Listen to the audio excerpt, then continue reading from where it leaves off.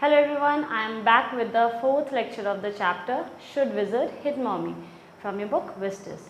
Students, in the previous lecture we saw that the story, the basic plot of the story that Jack tells Joe is finished. Basic plot जो था story का, जो Jack सुनाया करता था Joe को, वो तो ख़त्म हो गया था. जैसे कि रॉजर्स नाम का कोई भी जानवर होगा, उसको कोई प्रॉब्लम होगा, वो पहले उल्लू के पास जाएगा, then the owl will send him to the wizard, वो फिर विज़र्ड के पास जाएगा, विज़र्ड उसको कुछ आबरा का डाबरा करेगा, कोई स्पेल बोलेगा और उसकी प्रॉब्लम सॉल्व कर देगा. Then he'll ask for some penny, और उसके पास उतने पैसे उससे कम होंगे, फिर वो जगह बताएगा कि कहाँ से तुमको पैसे मिलेंगे, वो वहाँ से पैसे ला के देगा और प्रॉब्लम सॉल्व हो जाएगी. So till here we saw that the story has ended. यहाँ तक तो स्टोरी ख़त्म हो गई थी. तो एंड भी तो यही होना चाहिए, बेसिक प्लॉट तो यही है, प्रॉब्लम सॉल्व हो गई मतलब स्टोरी ख़त्म. तो the story must have been finished, but no, the story is yet remaining and there is more to the story. इस बार स्टोरी में पहली बार कुछ अलग था. इस बार जैक जो स्टोरी बता रहा था वो यही ख़त्म नहीं हो रही थी. This was not the actual end. But जो feels that the story is now, the story has ended, story ख़त्म हो गई, क्योंकि उसको अभी तक यही तक आदत है, यही तक ख़त्म, जो भी स्टोरी होती है वो यहीं तक ख़त्म होती है. इसके बाद जो उसको बताता है, जैक उसको बताता है कि वो लोग ये खाना खाते हैं और स्टोरी ख़त्म हो जाती है, यही होती है happy ending. But no, actually the story is not finished yet. Now हमने ये देखा that he goes to pick up some pennies at the well. He got the pennies, he went back to the wizard, he gave him the pennies and then ran back into the field, ran back into the woods in the jungle, and every other creatures came to him running and played with him also. हमने ये देखा कि Roger skunk जो है वो पैसे दे देता है और वापस आता है जब जंगल में, तो सारे क्रीचर्स जो है वो उसके साथ खेलने के लिए दौड़ते हैं और सारे लोग उसके साथ एक गेम नहीं बल्कि बहुत सारे गेम्स खेलते हैं. All right, now what's pickup sticks? Remember in the last lecture when I was calling out the names of the games, जब मैं लास्ट लेक्चर में जो गेम्स उन्होंने खेले वो सारे गेम्स के मैं नाम ले रही थी. That was play tag, tag, baseball, football, basketball, lacrosse, hockey, soccer and pickup sticks. The last game was pickup sticks. Now being जो उसको क्वेश्चन पूछने की आदत है तो वो सवाल करती है what's pickup sticks? Pickup sticks क्या होता है? It's a game you play with sticks. तो जैक आंसर करता है कि ये एक गेम है जो तुम छोटे छोटे लकड़ियों के साथ खेलती हो.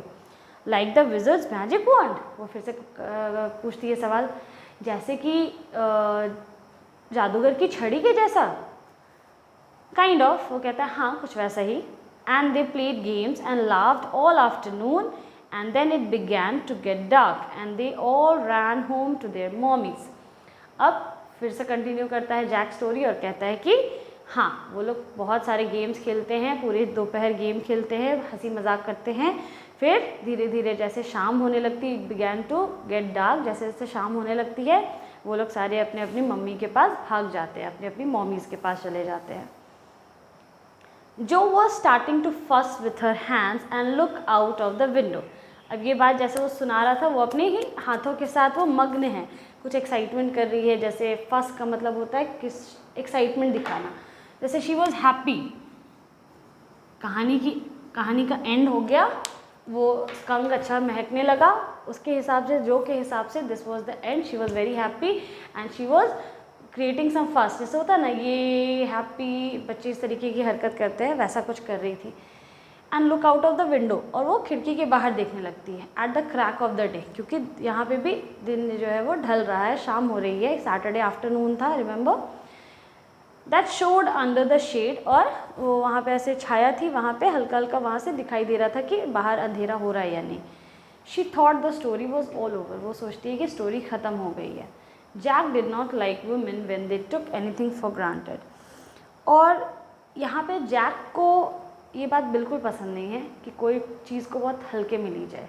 फॉर ग्रांटेड का मतलब होता है कि किसी चीज़ को बहुत हल्के में लेना, किसी चीज़ को इम्पोर्टेंस नहीं देना. यहाँ पे वो अपनी वाइफ की बात कर रहा है. और इसकी बेटी में भी कुछ वैसी आदतें आ रही हैं, क्योंकि जो रिमेंबर मैंने आपको बताया था Claire is pregnant, Claire pregnant है 6 मंथ्स, वो भी फिर भी वो क्या कर रही है, चीज़ों को, भारी भारी चीज़ों को घसका रही है, यानी कि वो अपनी प्रेगनेंसी को फॉर ग्रांटेड ले रही है, बातों पे ध्यान नहीं दे रही है, हल्के में ले रही है। वैसे ही जो इमेजिन कर लेती है, अज्यूम कर लेती है कि कहानी ख़त्म हो गई है, उसके फादर ने इतनी मेहनत से उसको कहानी सुनाई है, अब वो बिना पूरी एंड को सुने वो खिड़की के बाहर देख रही है, मतलब वो अपने फादर की बातों को इम्पोर्टेंस नहीं दे रही है। तो she is also taking that situation as for granted. Alright, he like them apprehensive hanging on his words. और जो को क्या पसंद है कि कोई भी चीज़, जो औरतें हैं, जो विमेन हैं, वो कैसी होनी चाहिए, अप्रीहेंसिव होनी चाहिए। हैंगिंग ऑन हिज वर्ड्स मतलब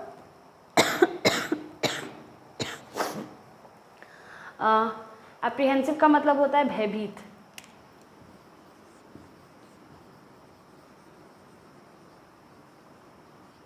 यानी कि वो प्रेग्नेंट है, उसको थोड़ा बहुत डर होना चाहिए कि नहीं मेरे साथ ऐसा, मतलब मुझे कुछ चोट लग सकती है या मुझे कुछ नुकसान हो सकता है मेरे बच्चे को, इस तरीके का डर होना ज़रूरी है।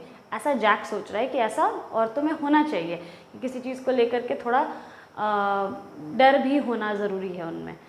हैंगिंग ऑन हिज वर्ड, खैर वो अपनी बातों को सोचते सोचते, नाउ जो आई यू लिसनिंग, वो उधर जोन आउट हो जाता है और अपनी वाइफ के बारे में सोचने लगता है, और वो उसका भी ध्यान, उसकी बेटी का भी ध्यान, जो का भी ध्यान खिड़की से बाहर है, तो उसे थोड़ा सा अच्छा नहीं लगता है।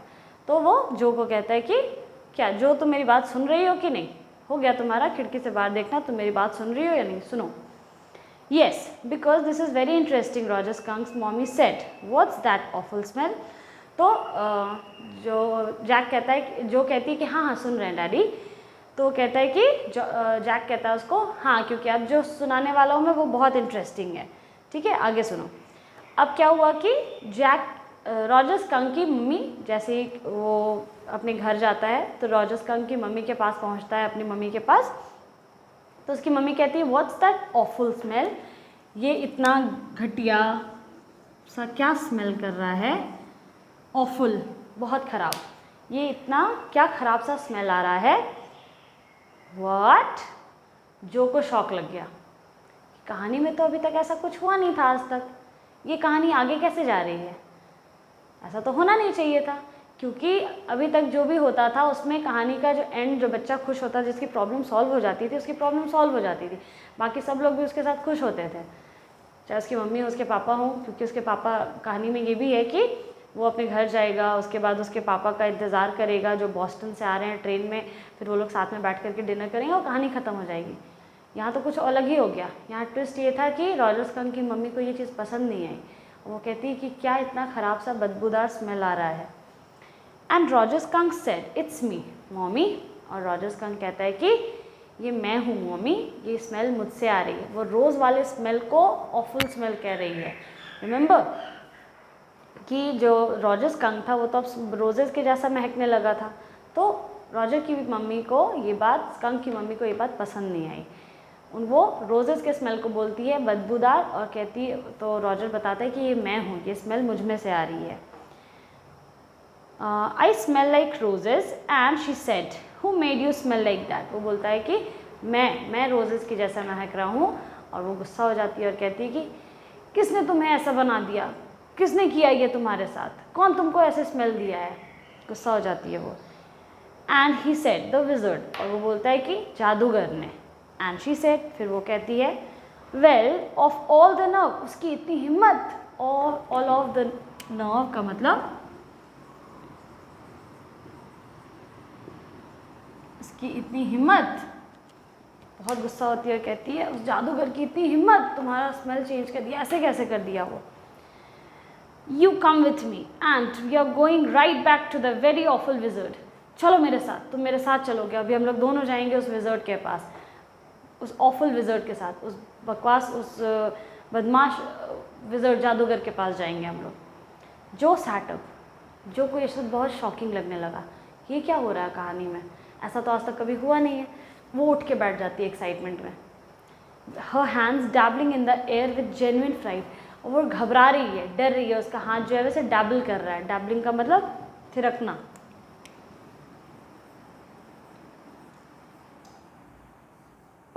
उसके हाथ डैबल कर रहे हैं, थिरक रहे हैं डर के मारे कि ये क्या हो गया, उसकी मम्मी तो गुस्सा हो गई। तो बच्चे उस तरीके का एक्सप्रेशन देते हैं, जेन्युइन, असली में वो डर गई थी, उसे ऐसा लग रहा था कि सच में उसको कितना डर लग रहा है। But daddy, and then she said about the other little animals run away. और वो जैसे ही बोलने जा रही होती है कि लेकिन डैडी, सारे जानवर तो बस, her hands ticked off into the under bush, उसके हाथ जो है वो रज़ाई के अंदर चले जाते हैं, क्योंकि उसके फादर उसका हाथ ढक देते हैं रज़ाई कंबल के अंदर, क्योंकि वो तो घबरा रही थी, घबराने लगी, स्किटर्ड, झटक देना।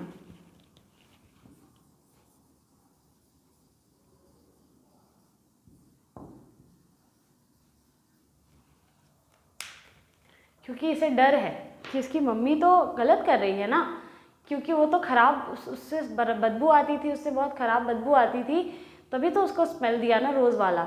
और वो तो अगर वापस उसकी मम्मी उसको वहाँ लेकर के जाएगी तो फिर सारे जानवर उससे भाग जाएंगे, उससे दूर, स्कंक से दूर भाग जाएंगे, तो ये तो गलत है ना। तो वो डर जाती है, असली में से घबराने लगती है पूरी तरीके से।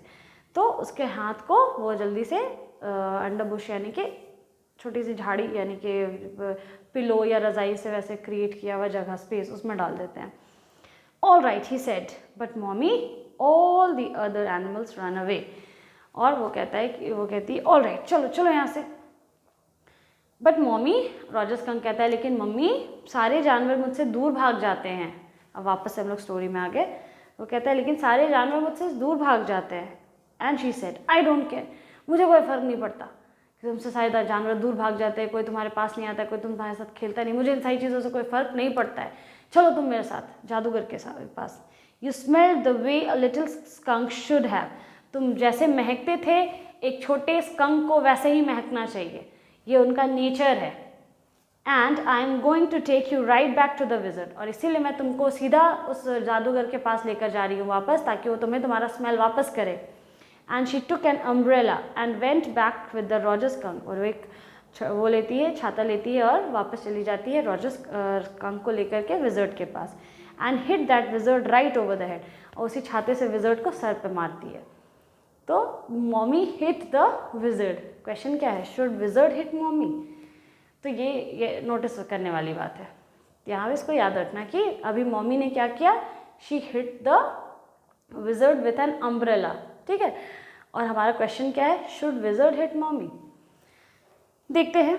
नो, जो सेड, जो को अच्छा नहीं लग रहा है, बिल्कुल कहानी अच्छी नहीं लग रही, वो कह रही नहीं, वो कैसे मार सकती है विज़र्ड को, क्योंकि विज़र्ड इस समझो पूरी स्टोरी का फेवरेट पार्ट है, क्योंकि जादू वही करता है, पूरा गेम चेंज कर देता है, वो सब लोग खुश हो जाते हैं, वो एक हैप्पी एंडिंग देता है, तो इससे अच्छी बात कुछ हो ही नहीं सकती थी, इसीलिए। And put her hand out to watch his lips, और फिर अपने उंगलियों को मुंह में डाल लेती है घबराहट से।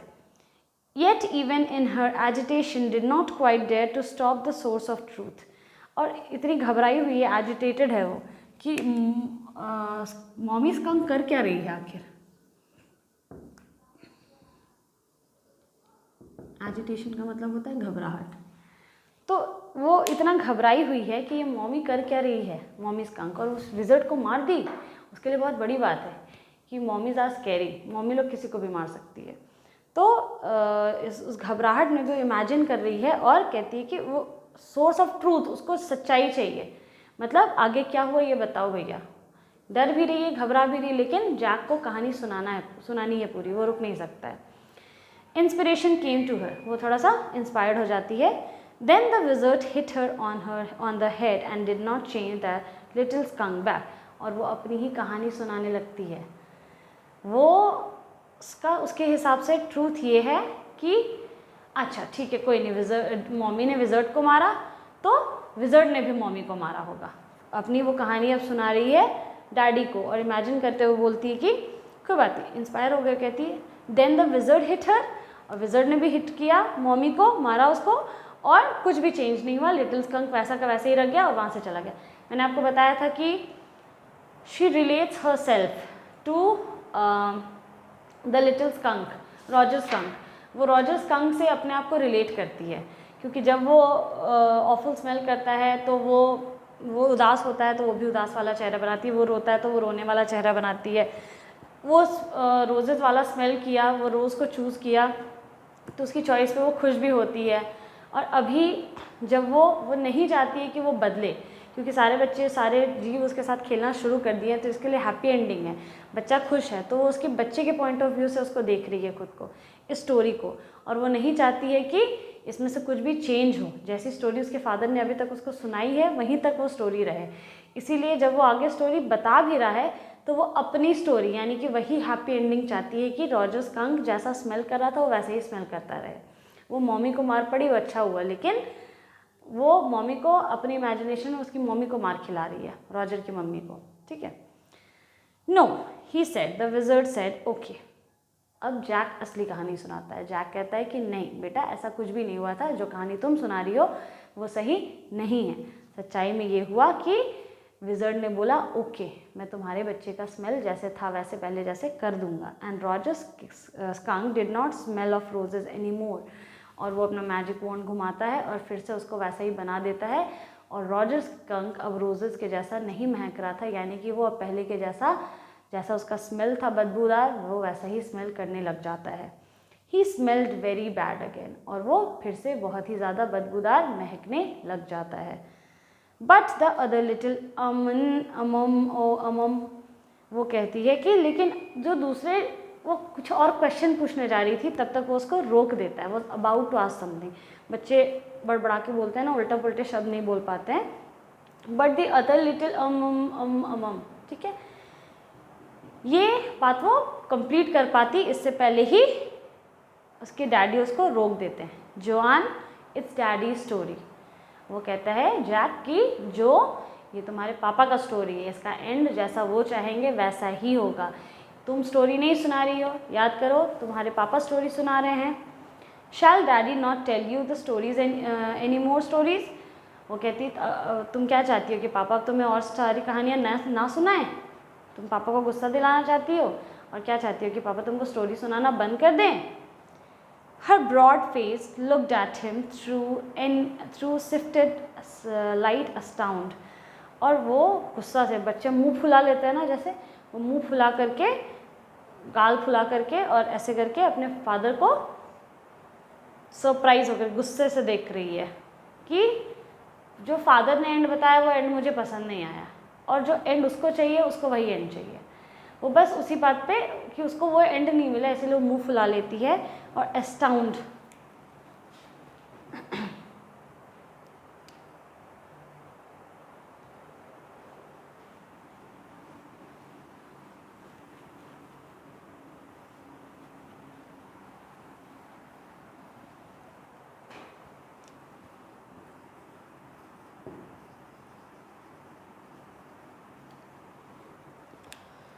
सरप्राइज, एस्टाउंडेड, ठीक है। सरप्राइज का इसका मतलब होता है astounded. Her broad face looked at him through sifted light astounded, गुस्से से, अद्भुत, ठीक है। यहाँ पे अद्भुत नहीं है, यहाँ पे अस्टाउंड का मतलब है गुस्से से, ठीक है। सरप्राइजिंग फेस बना के देखना, जैसे वो चेहरा कभी भी जैक ने पहले कभी नहीं देखा था, वैसे चेहरे बना करके वो उसको ऐसे गुस्से से देख रही है। This is what happened then Roger skunk and his mommy went home. वो कहानी कंटिन्यू करता है जैक और कहता है कि और आगे ये हुआ कि रॉजर स्कंक अपनी मम्मी के साथ घर चला गया। एंड दे हर्ड, और उन लोगों ने आवाज़ सुनी, वू वू, एंड इट वाज द चू चू train bringing daddy skunk home from Boston. और बॉस्टन से उसके डैडी आ गए, यानी कि हर स्टोरी में यही होता था कि जब बच्चे लिटिल क्रीचर का प्रॉब्लम सॉल्व हो जाता था तो वो कहाँ चला जाता था, ट्रेन का इंतज़ार करने चले जाते थे वो लोग, और वहाँ पे वो उसके फादर, जो भी क्रीचर था उसके फादर बॉस्टन से आते हैं। तो यहाँ पे वो अपनी मम्मी को लेकर के, रॉजर स्कंक की मम्मी रॉजर स्कंक को लेकर के ट्रेन के पास जाती है जहाँ पे चू चू ट्रेन आती है और वो आवाज़ निकालती है वू वू, और वहाँ से बॉस्टन से डैडी आ रहे हैं वापस। And they had lima beans, और रात के खाने में उन्होंने क्या खाया, lima beans, celery, liver, mashed potatoes and pie oh my for dessert. इतने सारे उन्होंने खाने खाए, सारे खाने का डिश का नाम है ये सब, सारे डिश का नाम वो बताता है। याद करो स्टोरी यहीं पे एंड होती है जब वो बताता है कि वो लोग क्या क्या खाने में खाते हैं, और यहाँ पे स्टोरी ख़त्म हो जाती है उनके हिसाब से। And when Roger skunk was in bed mommy skunk came up. लेकिन अभी भी स्टोरी यहाँ भी आज भी ख़त्म नहीं हुई थी। वो लोग घर गए, खाना खाए, अब रॉजर स्कंक अपने बेड पे चला गया है, वहाँ मॉमी स्कंक आती है एंड हग्ड हिम, और उसको गले लगाती है ज़ोर से, एंड सेड, और उसको बोलती है, he smelled like her little baby skunk again. मेरे बच्चे तुम बिल्कुल पहले की तरह महक रहे हो, बिल्कुल मेरे छोटे नन्हे लिटिल स्कंक के जैसे तुम महक रहे हो। And she loved him very much, और मैं तुम्हें ऐसे ही प्यार करती हूँ, जैसे तुम हो मैं तुम्हें वैसे ही प्यार करती हूँ। And that's the end of the story. और यही थी कहानी की अंत, यही था कहानी का अंत, यानी कि जैक जो कहानी सुना रहा था अब जा कर के उसका एंड हुआ कि मम्मी ने उसको गले लगाया और उसको बताया कि जैसे तुम हो मुझे तुम वैसे ही पसंद हो, और इसीलिए तुम बिल्कुल मेरे बच्चे के जैसा वापस महक रहे हो, और मैं तुमसे बहुत प्यार करती हूँ। और वो उसे समझाती है, और यहीं पे कहानी ख़त्म हो जाती है। लेकिन अभी जो मेन स्टोरी है, हमारी स्टोरी, वो ख़त्म नहीं हुई है। हमारी स्टोरी में जो कोई एंडिंग बिल्कुल पसंद नहीं आई है, और जो कहती है बट डैडी, लेकिन डैडी व्हाट। जैक पूछता है क्या हुआ। Then did the other little animals run away. Skunk जब पहले जैसा स्मेल करता था तो सारे जानवर तो उससे दूर भाग जाते थे। तो वो पूछती है फिर से, तो क्या सारे के सारे जानवर फिर से उससे दूर भागने लग गए। वो बच्ची है, जैसे जैसे क्वेश्चंस उसके दिमाग में आ रहे हैं वो पूछ रही है, तो क्या सारे जानवर फिर से दूर भाग जाते थे। No, because eventually they got used to the way he was and did not mind it at all. तो जैक कहता है नहीं, सारे बच्चे अब दूर नहीं भागते हैं। इवेंचुअली अंततः उन्हें ये वो लोग को आदत हो जाती है, वो लोग को स्कंक जैसा स्मेल करता है वैसे उसके साथ रहने की आदत हो जाती है, और वो लोग इस बात को माइंड नहीं करते हैं, उनको इस बात से कोई फ़र्क अब नहीं पड़ता है। तो बेसिकली जैक उसको क्या सिखाने की कोशिश कर रहा था कि people should love you the way you are. कोई तुमको चेंज करके तुम्हारे साथ खेले, तुम्हारे साथ लगाव रखे या तुमसे प्यार करे, तो दैट इज़ नॉट लव, वो दिखावा है, वो फिर वो प्यार नहीं है। वो आपको अपनी तरह बना दिया, वो जैसा चाहता था वो अपने अकॉर्डिंग आपको बना करके आपसे प्यार कर रहा है। तो ये जैक उसको समझाना चाह रहा था, इसीलिए वो कहता है कि नहीं, इवेंचुअली अंततः उन सारे लिटिल क्रीचर्स को उसकी आदत पड़ गई, उसके स्मेल की आदत पड़ गई, और सब वापस उसके साथ खेलने लगे, वो जैसा था वैसे ही उसके साथ खेलने लग गए। अब किसी को कोई फ़र्क नहीं पड़ता था। तो वो कहती है व्हाट्स इवेंशिलादी। इवेंचुअली वो प्रोनाउंस नहीं कर पा रही है, तो वो कहती है व्हाट्स इवेंशिलादी। वो पूछती है इन अ लिटिल वाइल। तो जो जैक आंसर करता है इवेंचुअली का मतलब है इन अ लिटिल वाइल, थोड़े ही समय में। That was stupid mommy. कितनी बेवकूफ़ मम्मी थी उसकी। It was not, he said with a rare emphasis. और जैक गुस्सा होकर के कहता है नहीं, उसकी मम्मी बेवकूफ़ नहीं थी।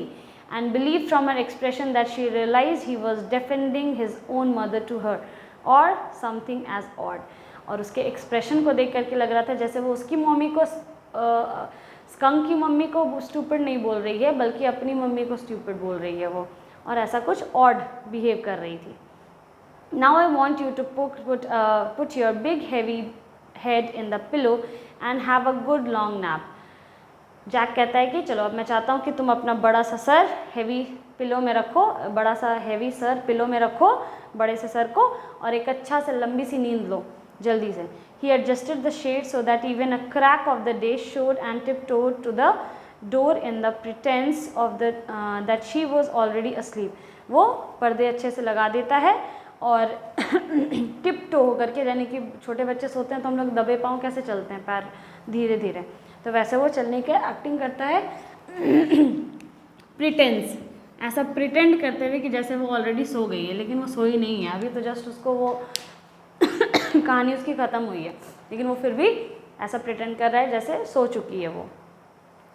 But when he turn he was crouching, she was crouching on the top of the covers. लेकिन वो जैसे ही पीछे घूमता है देखने के लिए कि वो सोई, यानी वो कवर को, यानी कि उस जो ओढ़ी हुई थी उसको क्राउच कर रही थी, नोच रही थी, एंड स्टेयरिंग एट हिम, और उसको गुस्से से घूर रही थी। He get under the covers and fall fast sleep, Bobby is sleep. तो वो कहता है कि जो बच्चे चादर ओढ़ो और सो जाओ, जल्दी से सो जाओ, एकदम बॉबी जैसे सो रहा है ना वैसे सो जाओ। उसका छोटा भाई बेचारा बॉटल मुंह में वो दूध पीते पीते सो जाता है वैसे ही। तो वो बोलती है, वो उसको बोलता है कि एकदम बॉबी की तरह सो जाओ। तो she stood up and bounce gingerly on the springs. वो फिर से खड़ी होकर के उठ के बैठ जाती है और उछल के गुस्से से, शिकायतों का ढेर, एक लंबा सा होता है ना टैंट्रम्स, नखरे दिखाना, उसको बोलता है जिंजरली ऑन द स्प्रिंग्स। तो वो ऐसे नखरे दिखाते हुए बैठ जाती है। डैडी तो वो फिर कहती है डैडी, वो कहता है व्हाट, क्या हो गया बोलो। Tomorrow I want you to tell me the story that the wizard took the magic wand and hit that mommy. मैं चाहती हूँ कि कल आप मुझे एक स्टोरी सुनाओ जिसमें जो विज़र्ड है वो स्टिक लिया और मॉमी को मारा। शी इज़ एडमेंट, वो जिद पे अड़ी हुई है, स्टबर्न, कि मुझे वही कहानी चाहिए, वही एंड चाहिए। उसको ये एंड बिल्कुल पसंद नहीं है। क्यों उसकी मम्मी ने चेंज कर दिया उसको, वो उसके दोस्त उसको नहीं पसंद करते थे, उसकी मम्मी क्यों अपना डिसीजन थोप रही है उस पर, क्यों वो जैसा चाहती है उसको वैसा बना रही है, बच्चे का क्यों नहीं सुन रही है। खैर, her plump arm chop fiercely right over her head, और वो चबी चबी है बेचारी, चबी चबी सी वैसे करती है, मार के दिखाती है, ठीक है, थप से। प्लम्प का मतलब फ्लफ़ी, तो मतलब थोड़ा गुलगुल हेल्दी, तो वैसे करके थप से मार करके दिखाती है कि मैं चाहती हूँ कि कल तुम मुझे स्टोरी जो सुनाओ उसमें विज़र्ड मॉमी को सर पे मार रहा होगा, ऐसे करके एक्टिंग करके दिखाती है। No that's not the story. Jack कहता है नहीं, मैं तुमको ये स्टोरी नहीं सुना सकता हूँ क्योंकि ये स्टोरी है ही नहीं। The point is that the little skunk loved his mommy more than he loved all the other little animals and she knew what was right. वो बताता है कि देखो बेटा, कहानी का पॉइंट यही है कि रॉजर स्कंक भी जानता था कि दुनिया में जितना प्यार मुझे मेरी मम्मी करती है उतना प्यार मुझसे कोई नहीं कर सकता है, और इसीलिए वो ज़िद नहीं करता है। वो चाहता है, वो जानता है कि मेरी मम्मी कहीं ना कहीं सही है, उसने जो मेरे लिए किया वो सही है। अगर उसने कुछ किया होगा तो सोच समझ के किया होगा। तो ये बात रॉजर स्कंक की तरफ से जैक समझा रहा है जो को कि जब रॉजर स्कंक को कोई प्रॉब्लम नहीं है तो तुम क्यों पीछे पड़ी हुई हो कि मम्मी को मार खाना चाहिए, विज़र्ड मारेगा मम्मी को। नो टुमारो यू से ही हिट द मॉमी। नहीं, वो कुछ सुनने के लिए रेडी नहीं है। नहीं, तुम कल बताओ, बोलोगे मुझे ये बात। नहीं, तुम कल बोलोगे कि विज़र्ड ने, जादूगर ने मम्मी को मारा, बस। डू इट प्लीज़, करना तुम ये। She kicked her legs up and sat down on the bed. वो पैर ऐसे पटकने लगती है और बेड के ऊपर बैठ जाती है। With a great heave and complaint of springs. पूरा लंबा सा बोलते हैं ना, मुंह फुला कर, कैसे छोटे बच्चे जो बैठ जाते हैं वैसे ढेर सारे नखरों के साथ। As she had done hundreds of time before, जैसा वो 100 ऑफ टाइम कर चुकी है पहले भी। उसको कुछ चाहिए तो जिद करती है, बच्चे पैर पटकने लगते हैं और नखरे दिखा करके बैठ जाते हैं एक जगह पे, वैसे वो हज़ारों बार पहले भी कर चुकी है। Except that this time she did not laugh. लेकिन हाँ, अंतर ये था कि हर बार वो ऐसा करती भी थी तो हंस देती थी, लेकिन इस बार वो हंसी नहीं। She is serious, she is actually serious. वो चाहती है कि डैडी उसको ये ऐसी कहानी सुनाएं। से इट डैडी, बोलो ना डैडी प्लीज़, कहानी सुनाओगे या नहीं। Well will see now at least have a rest, stay on the bed, you are good girl. बोलता है ठीक है, कल देखेंगे, कल का कल देखा जाएगा, चलो कम से कम आराम करो, बेड पे जाओ और अच्छी लड़की के जैसा बिहेव करो। He close the door and went downstairs. वो नीचे चला जाता है और गेट बंद कर देता है। Claire had spread the newspaper and opened the paint can and wearing an old shirt of his on top of her maternity smock. वो नीचे जाता है तो देखता है कि पूरे फ्लोर पे ढेर सारे न्यूज़पेपर बिछे हुए हैं और एक पेंट का कैन खुला हुआ है, और वो जो उसकी वाइफ है क्लेयर, वो एक शर्ट पहनी हुई है, पुरानी सी बड़ी सी शर्ट पहनी है अपने मटर्निटी स्मॉक के अंदर। स्मॉक एक तरह का ड्रेस होता है, स्मॉक जो प्रेग्नेंट औरतें पहनती हैं ना, उसको कहते हैं ड्रेस। झोला जैसा होता है, थोड़ा ढीला ढीला सा। तो वो मैटर्निटी का मतलब होता है प्रेगनेंसी के टाइम पे। वो stroking the chair rail with a dipped brush, और वो वुड को, मैंने आपको बताया था कि वो सारे फर्नीचर को पेंट कर रही थी, तो वो क्या कर रही है कि स्ट्रोक कर रही है।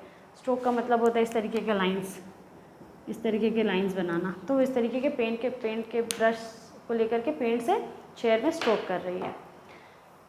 Above him footsteps vibrated and he called, और उसको ऊपर सुनाई देती है कि अभी भी जो है वो उसको उसके पैरों की आवाज़ सुनाई दे रही है, और वो यहीं से चीखता है, John shall I come up there and spank you, मैं ऊपर आकर के तुम्हें मारूँ क्या? बच्चे वो नीचे से ही आवाज़ कर रहा है। द फुटस्टेप हेजिटेटेड, जल्दी से वो फुटस्टेप बंद हो गया, आवाज़ बंद हो गई। That was a long story, Claire said. Claire कहती है कि काफ़ी लंबी स्टोरी थी, यानी कि तुम नीचे आने में इतना समय लगा दिए, तुम्हें दिख नहीं रहा था कि मैं काम कर रही थी, अभी इतना हैवी काम कर रही थी मैं, तो तुमको आज ही इतनी लंबी इतनी लंबी कहानी सुनानी थी? तुमको मेरी कोई चिंता नहीं है। मैंने बताया ना आपको कि दोनों के बीच में कोई टेंशन चल रही है। द पुअर किड, वो कहता है, ही आंसर्ड, बेचारी बच्ची, and with utter weariness watch his wife labour, और बहुत ही थकान के साथ, जैसे वो भी कहानी सुना के थक गया हो और उसकी बीवी बहुत थकी हुई है, वो उसके साथ उसके बीवी की तरफ देखता है। वेरीनेस मतलब थकान की तरफ, अपनी बीवी की तरफ देखता है। The woodwork, a cage, moulding and rail and baseboards all around them, उन लोग के चारों तरफ वुड वर्क रखे हुए थे, मॉडल्स रखे हुए थे, मोल्डिंग रखा हुआ था, ऐसा लग रहा था कि पिंजरा बन गया है चारों तरफ, रेल्स रखे हुए थे, बेस बोर्ड रखे हुए थे। And he felt caught in an अगली मिडिल पोजिशन, और उसको ऐसा लग रहा था कि वो सारी चीज़ें हैं ना, वो इनका लाइफ को रिप्रेजेंट कर रहा है कि ये लोग भी किस तरीके से दुनियादारी की परेशानियों में उलझे हुए हैं, और इनकी जो शादी है, इनका जो रिलेशन है, वो भी एक पिंजरे में इनकी तरफ बंद है, घुटन हो रही है इन लोगों को। as though he as well felt his wife presence in the cage with him, और वो एग्जैक्टली उस सिचुएशन को अपने लाइफ के सिचुएशन से कंपेयर कर रहा है कि वो भी तो इसी तरीके के पिंजरे में, उनके 3-3 बच्चे हैं, और वो सडनली एक दूसरे को डाइवोर्स दे देना या छोड़ दे देना, उनके बीच में जो टेंशन चल रही है, फिर भी अपने अपने काम को वो लोग कर रहे हैं। एक बच्चा को संभाल रहा है तो एक घर का कुछ काम देख रहा है, लेकिन दोनों में एक दूसरे में प्यार नहीं है, या दोनों एक दूसरे को अब टाइम नहीं दे रहे हैं। तो ये लग रहा है कि वो लोग बस रिस्पॉन्सिबिलिटी निभा रहे हैं, वो लोग एक पिंजरे में बंद हैं जिसमें ज़बरदस्ती उन लोग को अपनी रिस्पॉन्सिबिलिटी निभानी पड़ रही है। He did not want to speak with her, लेकिन वो बिल्कुल उससे बात नहीं करना चाहता है। वर्क विथ हर, उसके साथ काम नहीं करना चाहता है। टच हर एनीथिंग, ना उसको छूना चाहता है, ना उससे बात करना चाहता है, कुछ भी उसके साथ नहीं करना चाहता है। Which means they have lost love, उनमें लव नहीं रहा, प्यार नहीं रहा उनके बीच में। बस वो लोग एक पिंजरे में, एक घर में रह रहे हैं, वो घर उनका पिंजरे के जैसा लग रहा है और वो उसमें बंद हो चुके हैं। और ये दर्शाता है कि जस्ट बिकॉज उनके बच्चे हैं, उनके बच्चों को उनको देखना पड़ रहा है, और बच्चों की वजह से वो लोग एक दूसरे से अलग नहीं हो सकते हैं, और ज़बरदस्ती अपनी रिस्पॉन्सिबिलिटी को निभाए जा रहे हैं। तो here the audience, the reader has come up with a question. हम लोग एक क्वेश्चन के साथ लास्ट में, एंड में रह जाते हैं कि क्या सच में शुड विज़र्ड हिट मॉमी? अगर जो के नज़रों से देखें तो विज़र्ड को मॉमी को मारना चाहिए, क्योंकि मॉमी ने अपना डिसीजन क्या किया, उस पर थोप दिया। वो अच्छा स्मेल कर रहा था, लेकिन वो फिर भी उसको लेकर के गई और अब उसको चेंज कर दिया, एक बदबूदार जानवर वापस से बना दिया। और दूसरी तरफ अगर पेरेंट के नज़र से देखें तो जो जैसा है उसको वैसे प्यार करना चाहिए। कोई तुमको बदल के तुम्हारे साथ खेल ले, तुमसे प्यार करे, तो that is not love, that is shaping you according to them. ये तुमको अपने तरीके से मोल्ड करना है, शेप करना हुआ अपने अकॉर्डिंग, पपेट की तरह। एक गुड़िया है, उसको जैसे मन वैसे तैयार कर दो, तब उसके साथ खेलो, तो दैट इज़ नॉट लव। कोई अगर आपको आपके फ्लॉज के साथ भी प्यार करता है तो दैट इज़ रियल लव। तो ये मम्मी की नज़र से देखे तो दूसरा है, और जो के नज़र से पॉइंट ऑफ व्यू से देखे तो कुछ और है। सो whom डू यू सपोर्ट? आपको कौन सा पॉइंट ऑफ व्यू ज़्यादा अच्छा लगा, एंड whom आप किसको सपोर्ट करते हैं, and what would you have done? So you can answer in the comment section. I would love to read that. Thank you very much.